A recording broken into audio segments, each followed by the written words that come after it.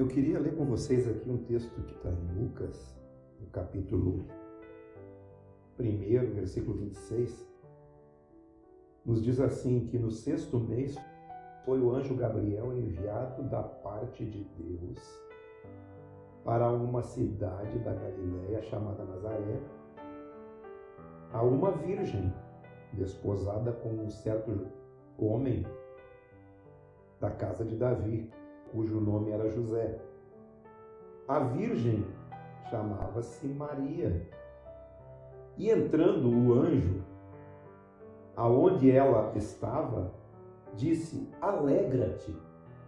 E eu digo para vocês, alegrem-se. Muito favorecida. É o que o anjo disse para Maria. Em outras versões está escrito agraciada. Agraciada é cheio de graça. Paulo, escrevendo a Tito, ele diz: a graça de Deus se há manifestada, trazendo salvação a todos os homens. Por isso que nós somos agraciados. Isso aqui é uma analogia do que é o nascimento de Cristo em nós. Nós somos visitados pelo poder do Espírito Santo e somos atingidos por essa saudação. Agraciado. Você é muito favorecida. O Senhor é com você. Viram como é simples você compreender a Escritura? Ela está cheia de revelação no meio dela. Maria, ao ouvir esta palavra, perturbou-se e pôs-se a pensar no que significaria aquela saudação. Mas o anjo lhe disse: Maria, não temas. E hoje Deus diz para mim e para você: não temas. Não temas, porque você dará à luz a um filho, a quem chamarás pelo nome de Jesus. Este será grande e será chamado Filho do Altíssimo. O que é o Evangelho? O Evangelho é o desenvolvimento de Cristo. Lá Paulo, em Colossenses, ele diz: Cristo em vós, a esperança da glória. Quando ele fala de glória, os pentecostais diriam que a glória de Deus, eu vou arrepiar, eu vou chorar e vai acontecer de tudo. Não, a glória de um homem, a glória é o caráter, é a investidura que ele tem. A glória de Cristo é o que ele é. A glória de um militar é a investidura que ele tem de ser militar. A glória de um chefe de um poder público é a investidura que ele tem de ser ocupante daquele cargo. Cristo em vós é o que ele é em vós. Por isso, ele disse aqui: concederás e darás à luz a um filho, a quem chamarás pelo nome de Jesus. E ele será grande, Filho do Altíssimo, e ele reinará para sempre sobre a casa de Jacó, e o seu reinado não terá fim. Tem um texto aqui de Isaías capítulo 9, versículo 6. Porque um menino nos nasceu, um filho se nos deu, e o principado está sobre os seus ombros. O governo está sobre os seus ombros, e o seu nome será maravilhoso, conselheiro, Deus forte, Pai da eternidade e príncipe da paz. Esse é o reino dele, para que se aumente o seu governo e venha a paz sem fim sobre o trono de Davi e sobre o seu reino, para o estabelecer e firmar mediante o juízo e a justiça, desde agora para sempre. Nós estamos desenvolvendo Cristo em nós.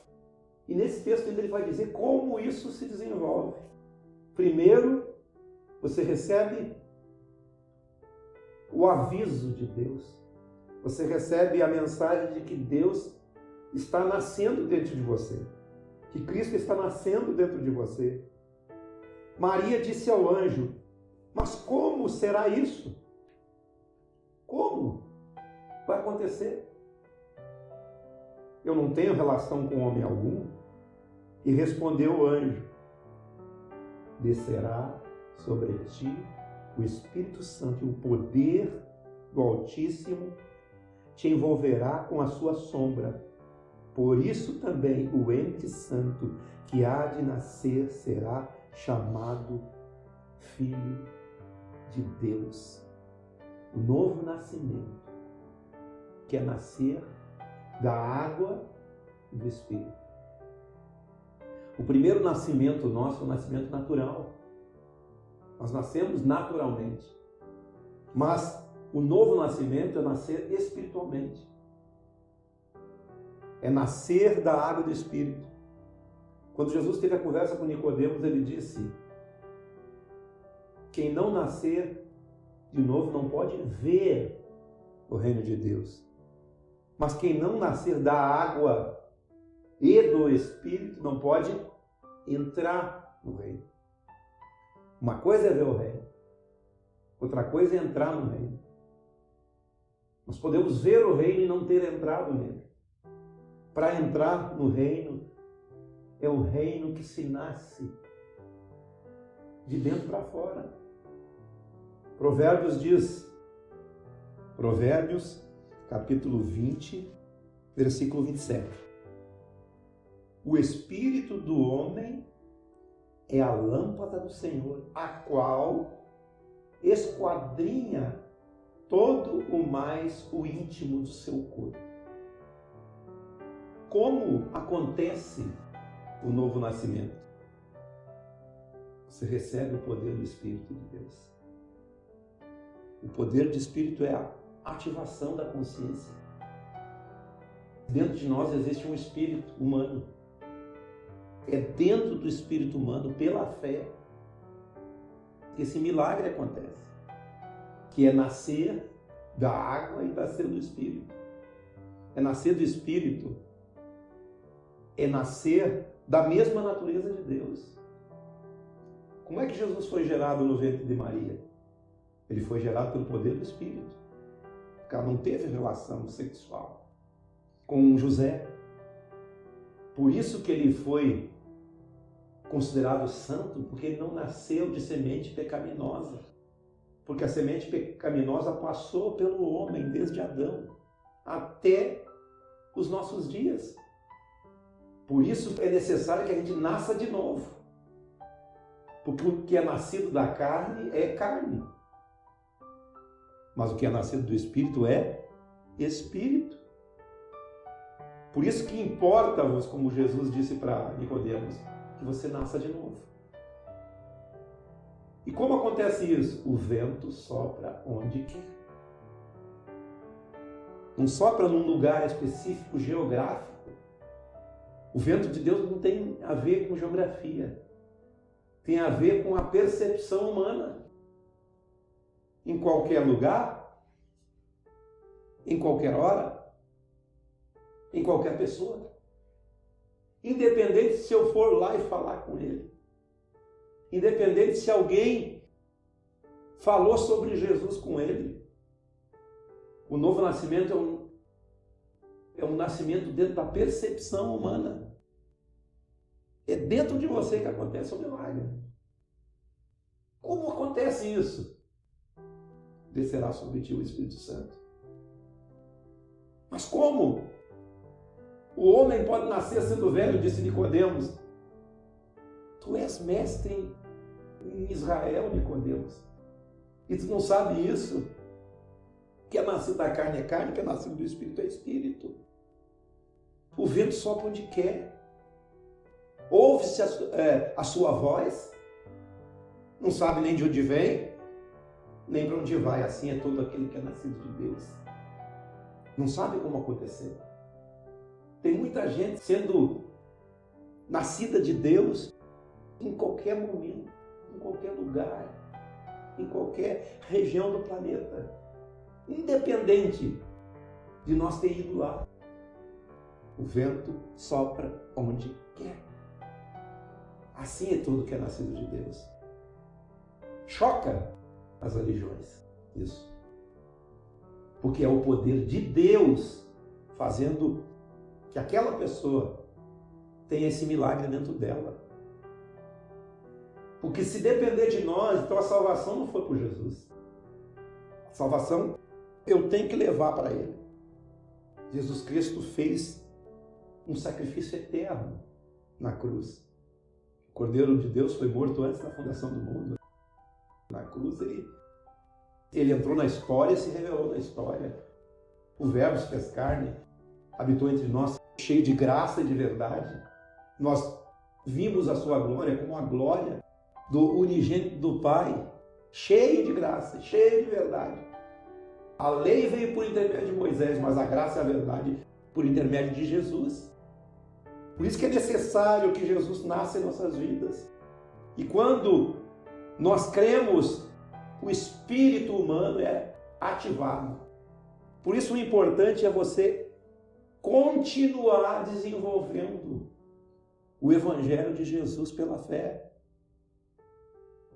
O justo vive por fé. À medida que cremos, vamos desenvolvendo o Evangelho em nós. Vamos crescendo. Como será isso?